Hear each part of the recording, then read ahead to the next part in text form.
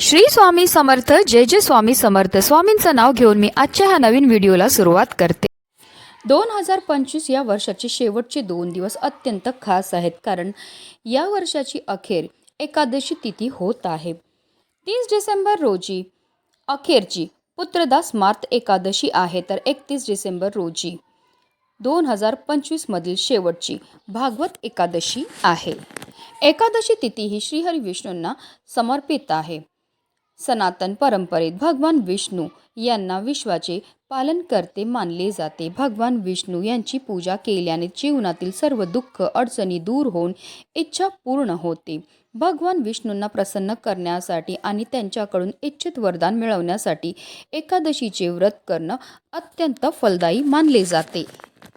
पंचांगानुसार पौष महिन्यातील शुक्ल पक्षातील एकादशी तिथी 30 डिसेंबर रोजी सकाळी 7:50 सुरू होईल, तर दुसऱ्या दिवशी म्हणजेच 31 डिसेंबर रोजी पहाटे 5 ही तिथी समाप्त होईल. यानुसार 30 डिसेंबर रोजी एकादशी साजरी केली जाईल आणि दुसऱ्या दिवशी व्रताचे पारण केले जाईल. 31 डिसेंबर रोजी दुपारी 1:48 पासून दुपारी 4 दरम्यान व्रताचे पारण करू शकतात. वैष्णव परंपरेनुसार 31 डिसेंबर रोजी एकादशीचे व्रत करणारे भाविक 1 जानेवारी 2026 रोजी सकाळी 7:12 पासून ते सकाळी 9:24 पर्यंत व्रताचे पारण हे करू शकता. हिंदू मान्यतानुसार संतती इच्छित असणाऱ्या लोकांनी आवर्जून पुत्रदा एकादशीचे व्रत करावे. पौष पुत्रदा एकादशीचे व्रत केल्याने आनंद, शांती, सौभाग्य मिळते. भगवान विष्णूंचा आशीर्वाद प्राप्त होतो. पुत्रदा एकादशीचं व्रत वर्षातून 2दा पाळले जाते. पहिले श्रावण महिन्यात आणि दुसरे पौष महिन्यात. धार्मिक श्रद्धेनुसार जी व्यक्ती पुत्रदा एकादशीचे व्रत करते त्या व्यक्तीला आपत्य प्राप्तीसाठी येणाऱ्या समस्या दूर होतात, तसेच मुलांना दीर्घायुष्य लाभते. मुलांना चांगले वर्तन, आरोग्य आणि दीर्घायुष्य लाभण्यासाठी हे व्रत अतिशय उत्तम मानले जाते. जो भक्त खऱ्या श्रद्धेने श्रीहरी विष्णूंसोबत माता लक्ष्मीचं पूजा करतो त्या भक्ताच्या सर्व इच्छा मनोकामना पूर्ण होतात. धार्मिकदृष्ट्या हा दिवस अतिशय महत्त्वाचा असल्यामुळे या दिवशी काही प्रभावी उपायांनी सेवा देखील केल्या जातात. आणि म्हणूनच आज पुत्रदा एकादशीच्या दिवशी तुम्ही काही नाही केलं तरीही चालेल, पण प्रत्येक आईने आपल्या मुलांच्या उज्ज्वल भविष्यासाठी संध्याकाळी इथे लावा असा एक दिवा. हा दिवा लावल्यामुळे आपल्या मुलांच्या आयुष्यामध्ये असणारे सर्व अडचणी, दोष, विघ्न तर दूर होणारच आहेत, पण आपल्या मुलांवर कधीही कोणत्याही प्रकारचं वाईट संकट येणार नाही. जर ते अभ्यास करत असतील तर त्यांना केलेला अभ्यास लक्षात राहील. नोकरी किंवा व्यवसाय करत असतील तर त्यामध्ये त्यांना भरभरून यश प्राप्त होणार आहे. तर हा दिवा आपल्याला कुठे लावायचा आहे, कोणत्या वेळेत लावायचा आहे, त्याबद्दल सविस्तर आणि महत्त्वाची अशी माहिती मी तुम्हाला या व्हिडिओमध्ये देणार आहे. तो व्हिडिओ पूर्ण पहा. आणि जर तुम्ही माझ्या चॅनलवर नवीन असतील तर चॅनलला सबस्क्राईब करा आणि शेजारी बेल आयकॉन सुद्धा प्रेस करा, जेणेकरून तुम्हाला माझ्या नवनवीन व्हिडिओचं नोटिफिकेशन मिळत राहील आणि तुम्ही एक पण व्हिडिओ मिस करणार नाही. अगदी तुमच्यापासून माझ्यापर्यंत प्रत्येक आईला असं वाटतं की आपल्या मुलांना प्रत्येक क्षेत्रामध्ये भरभरून यश मिळालं पाहिजे. जर ते अभ्यास करत असतील तर त्यांना केलेला अभ्यास लक्षात राहिला पाहिजे, किंवा ते नोकरी व्यवसाय करत असतील तर त्यामध्ये त्यांना भरभरून यश मिळालं पाहिजे. पण बऱ्याचदा काय होतं ना, आपल्या घरामध्ये काही दोष असतात की आपल्या मुलांमध्ये काही दोष असतात, त्यामुळे सुद्धा त्यांना कोणत्याही क्षेत्रामध्ये यश मिळत नाही. ते मेहनत तर करतात, पण कष्ट करतात, पण त्यांच्या कष्टाला त्यांच्या नशिबाची साथही मिळत नाही. ते वारंवार आजारी पडतात, चिडचिड करतात, हट्टीपणा करतात, त्यांना केलेला अभ्यास लक्षात राहत नाही.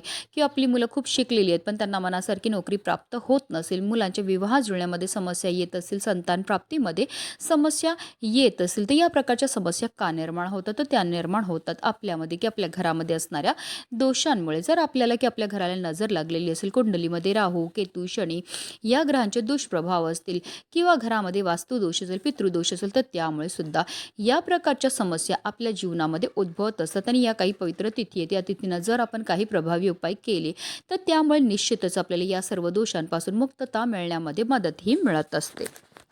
दिव्याचे महत्त्व हिंदू संस्कृतीत आणि परंपरेत खूप मोठं आहे, कारण तो ज्ञान, सकारात्मकता आणि मांगल्याचे प्रतीक मानले जाते. तो अंधार दूर करून घरात सुख समृद्धी आणतो, नकारात्मक ऊर्जा कमी करतो आणि पूजा अर्चा व सणांमध्ये दीप प्रज्वलन करणं शुभ मानले जाते, ज्यामुळे वास्तुदोष दूर होतो आणि आध्यात्मिक उन्नती साधली जाते.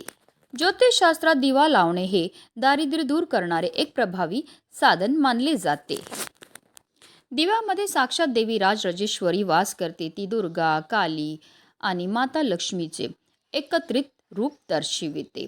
आणि म्हणूनच आपल्याला हा उपाय जो आहे तो संध्याकाळी करायचा माता लक्ष्मीच्या आगमनाच्या वेळेस. म्हणजे हा उपाय तुम्ही संध्याकाळी 6 वाजल्यापासून रात्री 9:30 वाजेपर्यंत करू शकतात. हा उपाय करण्याकरता आपल्याला एक दिवा हा लागणार, पण हा दिवा आपल्याला कणकेपासून तयार करायचा, कारण सर्व दिव्यांमध्ये सर्वश्रेष्ठ दिवा हा कणकेचा मानला जातो.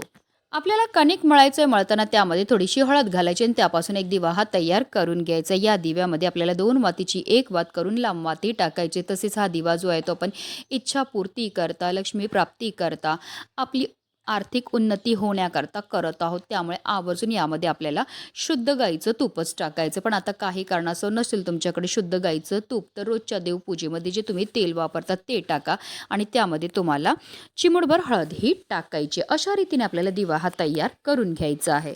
आता आपल्याला एक प्लेट घ्यायची आणि प्लेटवर हळद आणि कुंकूने एक स्वास्तिक काढून घ्यायचं. स्वास्तिक काढताना ते व्यवस्थित काढा. त्यामध्ये 4 बिंदू तसेच कडेला ज्या 2-2 रेषा असतात त्या आवर्जून द्यायच्यात, कारण स्वास्तिक हे मांगल्याचं प्रतीक आहे. स्वास्तिकला श्रीहरी विष्णूंचं आसन सुद्धा म्हटलं जातं. तसेच गणपती बाप्पा आणि माता लक्ष्मीचं स्वरूप सुद्धा म्हटलं जातं.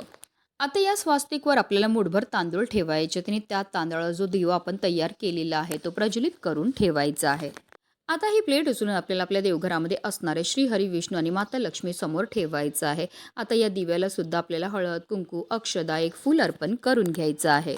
आता देवघरामध्ये आपल्याला आसन घेऊन बसायचं आणि तिथेच बसून काही सेवा ह्या करायच्यात. आपल्याला एक वेळा श्री सुक्तमचं पठण करायचं आहे. श्री सुक्तमचं पठण करून झाल्यानंतर आवर्जून आपल्याला त्याच्या फलश्रुतीचं पठण सुद्धा करायचं. त्याचबरोबर एक वेळा आपल्याला विष्णू सहस्त्रनामाचं पठण सुद्धा करायचं आहे. आता तुम्हाला विष्णू सहस्त्रनामाचं पठण करणं शक्य नसेल तर यूट्यूबला लावून द्या, हात जोडून बसा, तुम्ही श्रवण केलं तरीही चालणार आहे. जेव्हा तुम्ही ह्या सेवा करणार त्या आवर्जून तुम्हाला तुमच्या मुलांना सुद्धा जवळ बसवायचं. त्यांनी त्याचं श्रवण केलं तरी सुद्धा आपल्या मुलांना त्याचा खूपच लाभ हा प्राप्त होणार आहे. आता जो दिवा आपण श्रीहरी विष्णू आणि माता लक्ष्मी समोर प्रज्वलित केलेला आहे त्यामध्ये आपल्याला तेल किंवा तूप एवढं टाकायचं जेणेकरून हा दिवा कमीत कमी रात्री 12 वाजेपर्यंत तरी प्रज्वलित राहील. एक वेळा श्री सुक्तम आणि एक वेळा विष्णू सहस्त्रनामाचं पठण करून झाल्यानंतर आपल्या मुलांना सुद्धा या दिव्याला नमस्कार करायला लावायचा आहे. आपल्याला श्री हरी विष्णू आणि माता लक्ष्मीचं स्मरण करायचं आहे, हात जोडायचं आणि आपल्या मुलांच्या आयुष्यामध्ये असणारी जी संकट आहेत, वेदना आहेत, दोष आहेत, दारिद्र्य ते दूर होण्याकरता मनोभावे प्रार्थना करायची आहे. किंवा आपल्या मुलांची एखादी इच्छा असेल जी काही कारणास्तव पूर्ण होत नसेल तर ती इच्छापूर्ती होण्याकरता आपल्याला मनोभावे प्रार्थनाही करायची. अशा रीतीने आपल्याला हा उपाय जो आहे तो आज संध्याकाळी करायचं आहे. आता संपूर्ण रात्रभर हा दिवा आपल्याला श्रीहरी विष्णू आणि माता लक्ष्मी समोरच ठेवायचा आहे. दुसऱ्या दिवशी आपल्याला सकाळी लवकर उठायचं आहे, स्नान करायचं आहे. देवपूजा करायच्या अगोदर हा दिवा आपल्याला तिकडनं उचलायचं. या दिव्यामध्ये असणाऱ्या ज्या वाती आहेत त्या आपल्याला निर्माल्यामध्ये टाकून द्यायच्या. तसेच हा दिवा आणि या दिव्याखाली असणारे जे धान्य आहे ते आपल्याला एखाद्या झाडाखाली नेऊन ठेवायचं जेणेकरून तिथे असणारे पशु पक्षी कीटक ते धान्य खातील. हे सुद्धा आपल्याकडनं केलेलं एक प्रकारचं दान असतं. हे दान केल्यामुळे आपलं श्रीहरी विष्णू आणि माता लक्ष्मी भरभरून प्रसन्न होत असतात. अतिशय प्रभावी असा हा उपाय केल्यामुळे आपल्या मुलांच्या आयुष्यामध्ये असणारे सर्व दोष, अडचणी, विघ्न हे हळूहळू कमी व्हायला लागतील आणि त्यांची प्रत्येक क्षेत्रामध्ये भरभरून अशी प्रगती होईल. म्हणूनच व्हिडिओ जास्तीत जास्त लोकांपर्यंत शेअर करा जेणेकरून प्रत्येकाच्या मुलाच्या आयुष्याचं कल्याण हो हीच मनामध्ये इच्छा. श्री स्वामी समर्थ. जय जय स्वामी समर्थ.